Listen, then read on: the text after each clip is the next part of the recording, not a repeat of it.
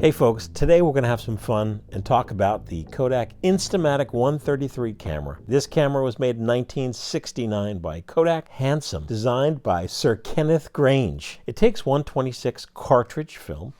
This is no longer manufactured. Cartridge film is essentially 35mm film, but it's perfed differently than 35mm film. You literally just pop it in your camera to shoot. And then when you forward ahead, the numbers on the back will just move, and you move ahead until it stops. 19. Your options for film in 2024 and beyond are expired Kodak Gold or Verichrome Pan film on eBay.com. I don't recommend Kodachrome because you will not be able to get it developed. Or 126 reloaded. They're reloaded with 35mm film. Let's see if it works.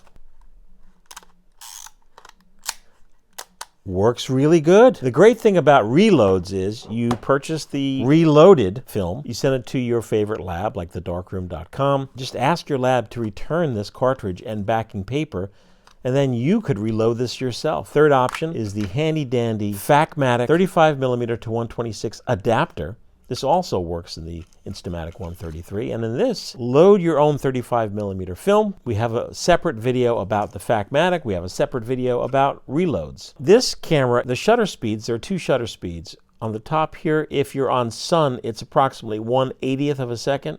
If you turn it, sun flash, it's approximately 1/40th of a second.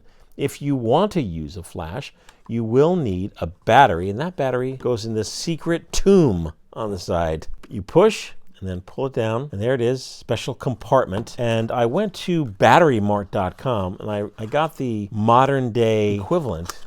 This is a S27PX 6-volt photo battery from batterymart.com. I have not tested this camera with a new battery or a flash. It pops right in. You can see the plus. Oh, look at that. Look at the size of it. Close your little door. Cock your shutter. This uses flash cubes. They're also known as blue dot flash cubes. These are not to be confused with Magic Cubes X. The blue dot flash cubes are only for battery operated cameras. That's goes on top of your camera here, like so. We have cocked the shutter. 1, 2, 3. Oh, that stinks. The thing to know is there's a few things going on here, folks, when you buy vintage stuff. Number one, test your stuff before you're at the party. Okay? That's very important. Test the stuff before you're at the party. So a few things could be happening here. In the past, I've bought new batteries on Amazon, on Battery Mart, and since they're so odd, these batteries, they expire, and sometimes they just don't have a charge. The other thing is, this is what's known as old new stock. So this has been sitting around for, I don't know, 60 years. All right, so we checked the battery. The battery's good. We have flashes from two different batches. Let's put our cube back on top. 1, 2, 3. No good.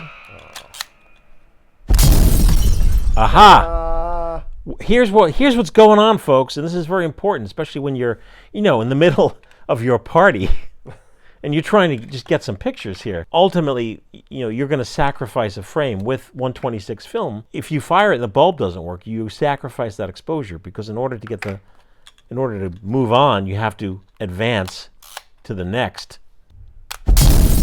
What's going on here, folks, is we have old new stock, and the stock of bulbs is so old that we're getting like a high failure rate. These may have been stored in very musty conditions, and therefore, for some reason, some of these bulbs, yeah, look at this. So, I mean, we've gotten like maybe 4 flashes out of an entire pack, and these are not super cheap, these bulbs. So these are available on eBay.com. I've shot with Instamatic cameras and have had no problems with flash bulbs. So I'm glad we ran into some problems here. Now you know that when shooting Instamatic photography that you may run into some problems either with the battery or with your bulbs. Always have a battery tester. These are very easy to get. You can actually buy these at batterymart.com.